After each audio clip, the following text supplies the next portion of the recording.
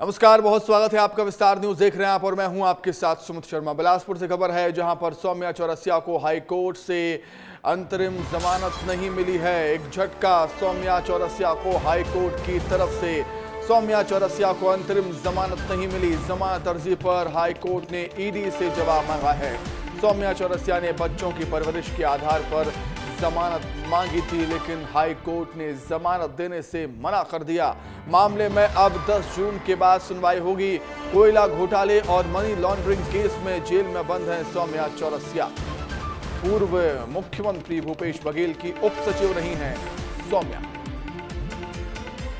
अधिक जानकारी के लिए हम सीधे रुख कर लेते हैं बिलासपुर का। हमारे सहयोगी आशीष दुबे हमारे साथ जुड़ गए हैं लाइव। आशीष, बहुत बड़ा झटका सौम्या चौरसिया को मिला है हाईकोर्ट की तरफ से। बिल्कुल सुमित, ये बड़ा झटका है सौम्या चौरसिया को, क्योंकि लगातार उनकी जो जमानत अर्जियां है वो खारिज हो रही है। छत्तीसगढ़ में कांग्रेस की सरकार के दौरान बहुत ही ताकतवर के तौर पर जो है ताकतवर अधिकारी कर्मचारी के तौर पर सौम्या चौरसिया की पहचान थी। लेकिन आज जो स्थितियां हैं वो पिछले दिसंबर से जेल में बंद है रायपुर के, और लगातार पिछले 4 दिनों पहले उन्हें स्पेशल कोर्ट में भी पेश किया गया था, लेकिन वहां भी उन्हें कोई राहत नहीं मिली। और आज एक बड़ा झटका और बड़ी बात सुमित इस मामले में मैं ये बताना चाहता हूं कि supreme court, Delhi supreme court के वकीलों ने जो है ऑनलाइन पैरवी की थी चीफ जस्टिस एन के व्यास के बेंच में, और यहाँ से भी उन्हें जो है हाई कोर्ट ने यह कहकर जो है कि उनका जो आधार है जमानत का वो मतलब उस तरह से नहीं है जिस तरह से होना चाहिए। और दूसरी एक बात है कि सौम्या ने जो है अपने बच्चों की परवरिश और बीमारी और कुछ घरेलू समस्याएं बताकर के हाई कोर्ट में जमानत याचिका लगाई थी, जिसे आज जो है खारिज कर दिया गया। बिल्कुल आशीष, हम लगातार देख रहे हैं कि सौम्या चौरसिया की जमानत याचिकाएं लगातार खारिज हो रही हैं। हाईकोर्ट उन्हें मान नहीं रहा है। झटके पे झटके सौम्या चौरसिया को यहां पर मिल रहे हैं हाईकोर्ट की तरफ से। इसके पीछे की वजह क्या हो सकती है? क्या ईडी ने इतना केस को इतना मजबूत बनाया है कि कोई भी राहत कहीं से सौम्या चौरसिया को ना मिल पाए? सुमित, इस पूरे मामले में आप शुरुआत के दौर से देखेंगे तो अब तक जो है ईडी लगातार एक के बाद एक सबूत पेश कर रही है।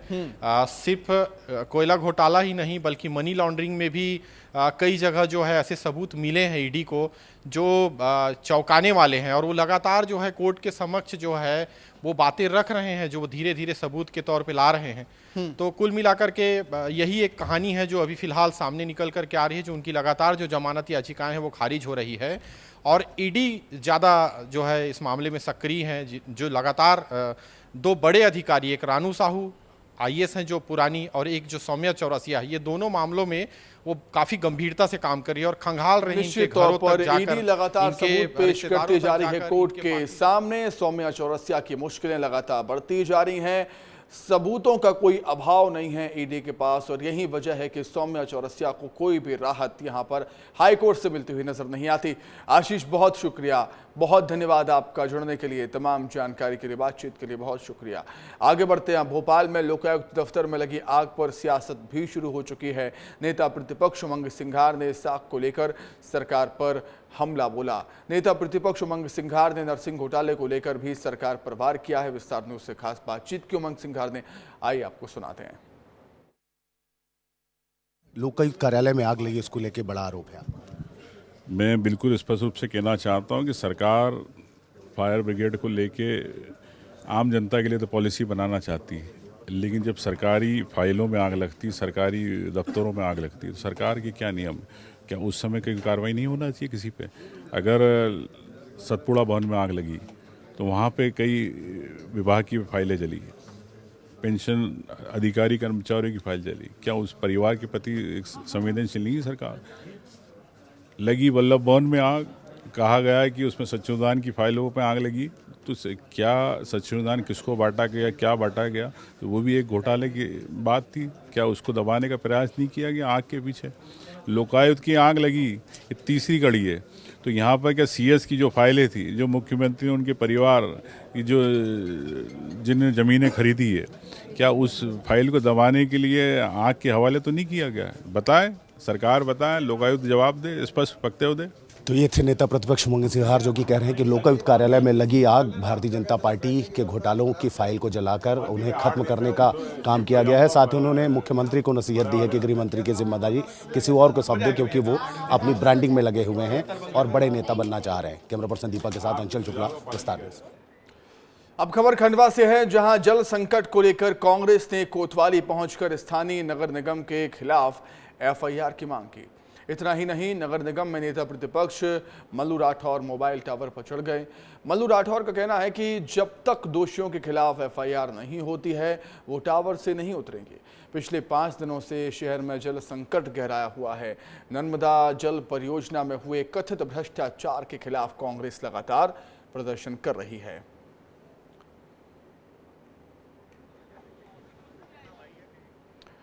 उधर मध्य प्रदेश में बुरहानपुर जिले में आंधी तूफान से केले की फसल को भारी नुकसान पहुंचा। सीएम डॉक्टर मोहन यादव के निर्देश के बाद सर्वे टीम ने बुरहानपुर पहुंचकर केले की फसल का सर्वे किया। वहीं किसानों की फसलों को हुए नुकसान के तहत गांव का बड़ा आंकड़ा अब सामने आ गया है। कलेक्टर भव्या मित्तल के मुताबिक 65 गांवों के किसानों की केले की फसल को नुकसान पहुंचा है। नियम के तहत उचित मुआवजा किसानों को दिया जाएगा। किसानी के लिए जो टीम्स बनी है उन्होंने सर्वे करके जैसे जैसे सर्वे होगा उसका प्रकाशित करेंगे ताकि लोगों की आपत्तियां आमंत्रित कर सके। और हम अपेक्षा कर रहे हैं कि 1 सप्ताह में अपना पूरा सर्वे करके प्रकरण बना के RBC 6-4 के अधीन जो नियम है उसके तहत हम केले की फसल के नुकसान का मुआवजा बांट सके। वहीं इंदौर में कांग्रेस ने ईडी के ऑफिस पर प्रदर्शन किया। कांग्रेस ने नर्सिंग कॉलेज फर्जीवाला, इंदौर नगर निगम ड्रेनेज घोटाला, ESB घोटाला, मेडिकल कॉलेज घटिया निर्माण घोटाला को लेकर ये प्रदर्शन किया है। कांग्रेस ने इन सभी घोटालों की ईडी से जांच करवाने की मांग की है और इसको लेकर ज्ञापन भी सौंपा। इस दौरान बड़ी संख्या में कांग्रेस के नेता और कार्यकर्ता ईडी दफ्तर पहुंचे थे और खूब नारेबाजी की। मऊगंज जिले के फूलडिहिया में पूर्व सरपंच सुशील शुक्ला पर हमला हो गया। दबंगों ने पुरानी रंजिश के चलते इस वारदात को अंजाम दिया है। वहीं जब परिवार वाले बचाने आए तो दबंगों ने उनको भी पीटा है। आपको बता दें कि आरोपी द्विवेदी परिवार पूर्व सरपंच के चुनाव लड़ने के विरोध में था, तो वहीं इसके चलते दबंगों ने सुशील शुक्ला पर हमला बोल दिया। परिवार ने पुलिस पर लापरवाही के आरोप लगाए। चुनावी रंजिश थी पहले से, इसी विषय में खेत तरफ गए थे, वहाँ से लौट रहे थे तो पहले बुला के बैठाया, उन लोगों ने बात किया और इसके बाद फिर वो मारपीट शुरू करने लग गए। चाचा से, राम सुशील शुक्ला चाचा का नाम है, उनसे मारपीट शुरू कर दिए। जब उन्होंने हल्ला किया तब घर के लोग गए तो इन लोगों को भी मारे। पुरानी रंजिश थी इनके चुनाव को लेके और ये पूर्व सरपंच है जिनके साथ मारपीट हुई है और एक वोट से ये हार गए थे। जिस वोट के कारण इन्होंने बातचीत की थी वो पुराना विवाद लेके बैठे हुए थे ये, और आज सुबह ये खेत की तरफ गए थे और उसी चुनावी रंजिश के कारण इनके साथ मारपीट हुई। बेमित्रा की बारूद फैक्ट्री में हुए ब्लास्ट में पिरदा के रहने वाले सेवक राम साहू की मौत की पुष्टि हो चुकी है। इसके बाद प्रशासन की तरफ से मृतक के परिवार के लिए 5 लाख रुपए के मुआवजे का ऐलान किया गया। बेमित्रा कलेक्टर ने भी फैक्ट्री प्रबंधन की तरफ से 5 लाख रुपए मुआवजा देने का ऐलान किया था। इसके बाद स्थानीय तहसीलदार सेवक राम साहू के परिवार को 5 लाख रुपए के चेक कंपनी की तरफ से मुआवजा देने के लिए पहुंचे, जहां ग्रामीणों ने तहसीलदार को घेर कर जमकर हंगामा किया। ग्रामीणों ने तहसीलदार पर शासकीय कर्मचारी होने के बावजूद प्राइवेट कंपनी के एजेंट होने का आरोप लगाया। सेवकराम साहू के परिवार वालों का कहना है कि शासन ने जो 5 लाख मुआवजा देने का ऐलान किया है उसे हम लेने के लिए तैयार हैं, लेकिन कंपनी के तरफ से 5 लाख रुपए मुआवजा देने आए तहसीलदार से हम पैसा बिल्कुल नहीं लेंगे। लोगों ने आक्रोशित होकर तहसीलदार को गांव से भगा दिया।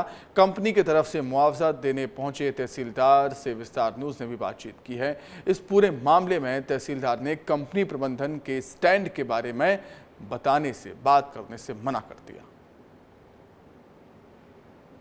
मैं आपको पूरा इस गांव को दिखाता हूं कि कैसे इस गांव में जो है पूरा लोग आज आक्रोशित हैं। आक्रोशित इसलिए है क्योंकि ये घटना ही इतनी बड़ी है। बारूद फैक्ट्री में अपनी जान को जोखिम में डालकर लोग काम करने जाया करते थे, लेकिन आज जब ये इतनी बड़ी घटना हुई है, आज जब लोग इसमें मौत के शिकार हो गए हैं, तो आज उनके साथ खड़ा होने वाला कोई नहीं है। उस घर में आ जाइए, सेवकराम साहू जी के घर में चलते हैं और देखते हैं कि इस घर का क्या हाल है। उस घर को भी हम आपको दिखाते हैं कि जिस घर में आज मातम छाया हुआ है। परिजनों को जो है उचित मुआवजा या फिर उचित जो कार्यवाही होनी चाहिए मौत के बाद, वो नहीं हुआ है। यही हाल है कि देखिए अभी यहाँ पर परिजन इकट्ठा है। अभी क्या हो रहा है आगे? अभी हमारे तिजोहन कार्यक्रम है, जो उसका वो अस्थि है उसको लाने जा रहे हैं शमशान घाट। क्रियाक्रम कर हो गया? जी जी। क्या स्वीकार करेंगे, जो 5 लाख दिया है लेकिन कंपनी तरफ से चेक लेके आया था, हम लोग अस्वीकार है, नाखुश है, क्योंकि हमसे बात हुआ था क्योंकि जो आप लोग सोचेंगे हम उससे ज़्यादा देंगे, इस कारण से हम क्रियाक्रम कर लिए, नहीं तो हम लोग भी नहीं करते। हम लोग नाखुश है वो जो 5 लाख दे रहे कंपनी तरफ से चेक। आप सेवक राम साहू जी की भतीजा हूँ मैं। उसका लड़का तो नहीं है। नहीं।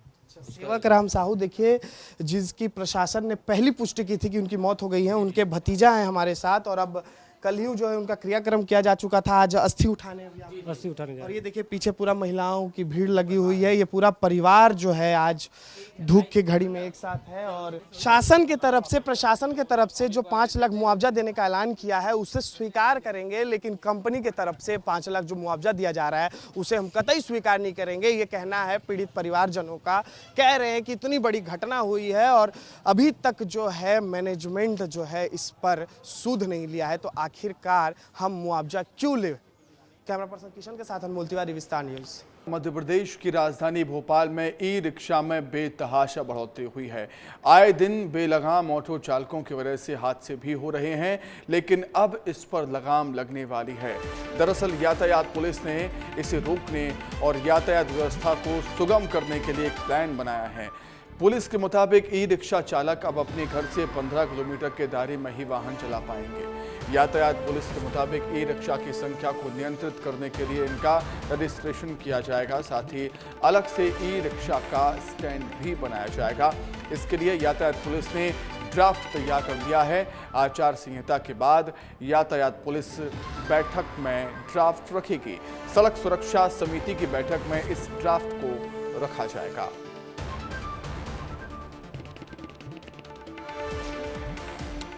उफ, ये गर्मी का सितम लगातार जारी है, और ऐसे में देश का दिल मतलब मध्य प्रदेश भी उन राज्यों की लिस्ट में शामिल है जहां गर्म हवाओं का जोर देखने को मिल रहा है।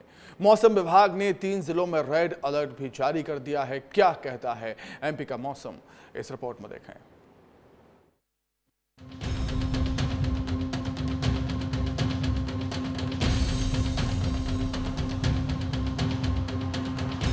देश के 37 शहरों में तापमान 45 डिग्री सेल्सियस के पार है। मौसम विज्ञान ने राजस्थान, पंजाब, हरियाणा, चंडीगढ़, दिल्ली, पश्चिम उत्तर प्रदेश और गुजरात के लिए रेड अलर्ट जारी किया है। आलम यह है कि राज्य सरकारें तक इस गर्मी से चिंतित हो चुकी हैं। देश के दिल मध्य प्रदेश में भी गर्मी का कहर जारी है। प्रदेश भर में पारा 42 डिग्री से ऊपर चल रहा है। भीषण गर्मी के चलते लोग परेशान हैं, जबकि नौतपा की अभी शुरुआत ही हुई है। गर्मी से बेहाल एमपी, 46 जिलों में गर्मी से हाहाकार। 6 जिलों में तापमान 46 डिग्री सेल्सियस के पार। राजगढ़, शाजापुर, निवाड़ी, सागर, खजुराहो में पारा हाई, तो रतलाम, धार, राजगढ़ में लू का रेड अलर्ट। आलम यह है कि एहतियात नहीं बरता तो गर्मी की चपेट में आ सकते हैं। इसी को देखते हुए सीएम डॉक्टर मोहन यादव ने प्रदेश के लोगों से अपील की है। उन्होंने कहा कि प्रदेश में भीषण गर्मी का दौर चल रहा है और लू का प्रकोप भी चल रहा है। ऐसे में बहुत जरूरी हो तभी घर से बाहर निकले। खास गर्मी का समय चल रहा है, लू का भी एक वातावरण बना हुआ है। ऐसे में बहुत जरूरी हो तो घर से बाहर निकले, और अपने जल स्रोत से भी अगर आसपास वालों को कोई कठिनाई में मदद मिल सकती है तो जरूर आप उपलब्ध कराइए। अपेक्षा कर रहा हूँ। पौधे, पशु पक्षी, प्राणी अलग अलग प्रकार से इस कठिन दौर में अपनी एक तरह से ये पूरे साल की परीक्षा होती है, तो हमारा संवेदनशील तरीका प्रकृति से जुड़ने का भी रहेगा। नौतपे के तीसरे दिन ही स्थिति रेड अलर्ट पर आ गई है। प्रदेश के ज्यादातर जिलों में पारा 40 डिग्री के पार पहुंच चुका है, तो वहीं राजगढ़ सबसे गर्म रहा, जहां तापमान 46.8 डिग्री सेल्सियस दर्ज किया गया। आलम यह है कि सुबह 9 बजे से गर्मी का प्रकोप दिखना शुरू हो जाता है। दोपहर तक सड़कों पर सन्नाटा दिखाई देता है, तो रात में भी लोगों को गर्मी से राहत नहीं मिलती। ऐसे में एहतियात ही बचाव का एकमात्र उपाय है। ब्यूरो रिपोर्ट, विस्तार न्यूज। तो इंसान बेजुबान भी इस चिलचिलाती भीषण गर्मी से परेशान है। कोरबा में हीट स्ट्रोक का शिकार हुए तेंदुए की मौत हो गई। कोरबा के एतमा रेंज के कोना खूना गांव में वन विभाग को सुस्त हालत में एक तेंदुआ मिला, जिसे इलाज के लिए डॉक्टर के पास ले जाया गया, जहां उपचार के दौरान तेंदुए की जान चली गई।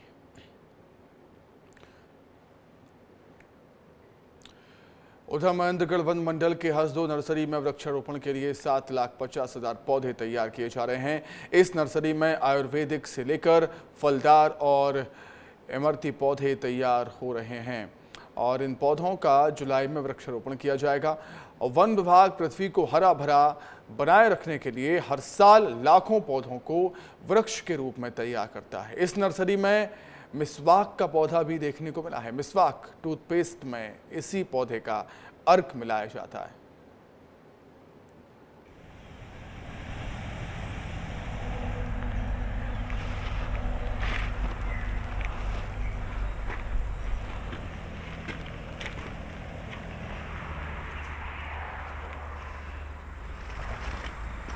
नर्सरी में 7,50,000 पौधे तैयार होते हैं। इमारती लकड़ी के पौधे भी यहाँ पर तैयार किए जाते हैं। कई जड़ी बूटियाँ होती हैं, फलदार होते हैं और कई वट वृक्ष भी तैयार होते हैं। सागौन जैसे पौधे भी इस नर्सरी में तैयार किए जाते हैं। मिसवाक का पौधा भी तैयार किया जाता है इस नर्सरी में। जुलाई में वृक्षारोपण के लिए ये पौधे तैयार हो रहे हैं। जुलाई के महीने में इन सभी पौधों का वृक्षारोपण किया जाएगा। फिर ये पौधे धीरे धीरे बड़े होकर वृक्षों का रूप ले लेंगे।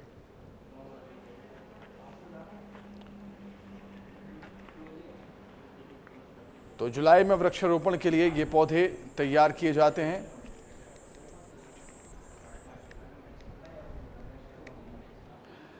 तो 7 लाख से ज़्यादा पौधे तैयार किए जाते हैं यहाँ पर। तो पृथ्वी को हरा भरा बनाए रखने के लिए हर साल ही लाखों पौधों को वृक्ष के रूप में तैयार किया जाता है इस नर्सरी में। पृथ्वी हरी भरी बने रहे।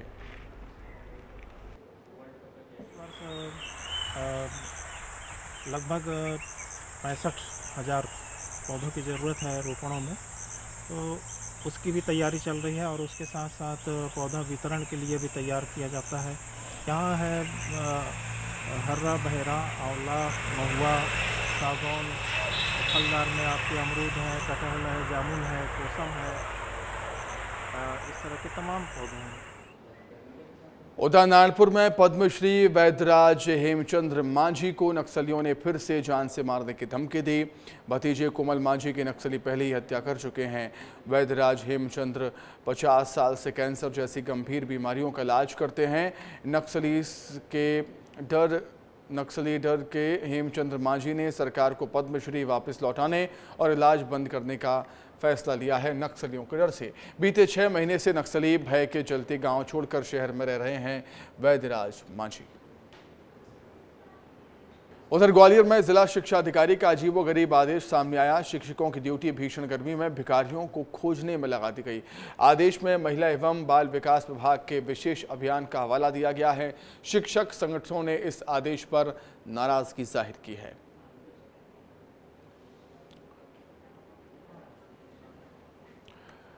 और इसी के साथ ही फिलहाल इस बुलेटिन में इतना ही। खबरें लगातार जारी हैं, देखते रहिए विस्तार न्यूज। नमस्कार।